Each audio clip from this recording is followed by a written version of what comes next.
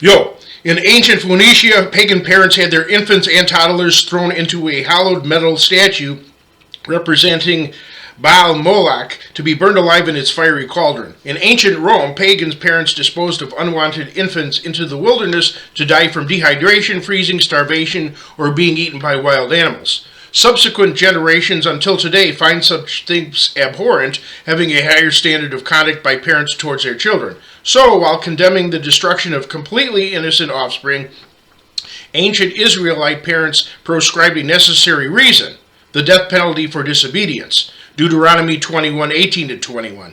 Just in case that was not legally enforceable, an Israelite parent came up with this scary saying: "The eye that mocketh at his father and despiseth to obey his mother, the ravens of the valley shall pick it out, and the young eagles shall eat it." Proverbs 30:17.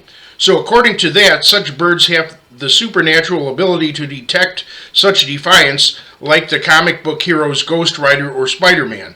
And since there is probably not a single raven or eagle within 500 miles of me, they will need to be helped out with a GPS tracking device. And I'll have to make sure I'm outside when they arrive and remove my glasses so as not to impede their job of ripping my eyes out. In other words, Santa Claus nonsense. With far improvement over such Jewish fables and precepts, the great philosopher Jesus of Nazareth arrived on the scene to knock parents from their over-bloated dominance and instead preach fairness. Yes, Jesus reiterated the importance of honoring father and mother and obeying your parents even when you are an adult. But with this caveat: "And ye fathers, provoke not your children to wrath, but bring them up in the nurture and admonition of the Lord." Ephesians 6:4 and similar passages. Nobody is under any obligation to obey ungodliness or those that are aggravating you to the point of pulling you away from God. Jesus said, "For I am come to set a man at variance against his father, and the daughter against her mother. And a man's foes shall be they of his own household. He that loveth father or mother more than me is not worthy of me." Matthew 10:35-37. Another of his disciples said unto him, "Lord, suffer me first to go and bury my father." But Jesus said unto him, "Follow me, and let the dead bury their dead." Matthew 8:21-22 and Luke 9:59-60.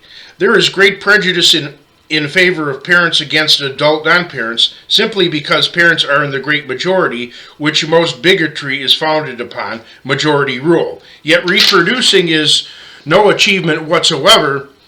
Even worms naturally reproduce.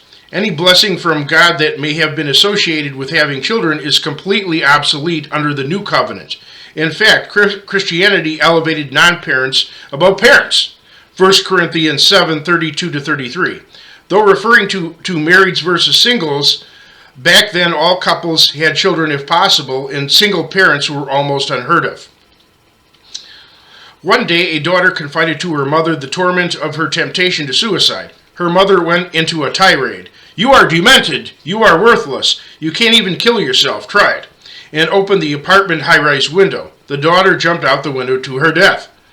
Parents regularly barking orders, criticizing, gaslighting, gossiping about, lying to, second-guessing, taking a stranger's word against yours, throwing items out without your permission, withholding information, and other means of controlling us adult children is not honoring us either. And honors must go both ways. Even if parents have gave their children $100 million of financial help, you cannot buy your way into heaven. Though adult children are obligated to abundantly help their parents with all their needs and avoid any disgrace to them, those who are trying to pursue righteousness have no obligation to have any relationship with ungodly parents, let alone fellowship, fraternize, or socialize with them, or even speak to them. If you move out of state, you block the phone number if need be. Consider that even older adults usually have zero chance of influencing their parents, while the parents can still wreck their children's character. So, in these cases, the right thing is to keep contact with them to an absolute minimum, and in rare cases, terminate all contact completely. Luke 10:61-62.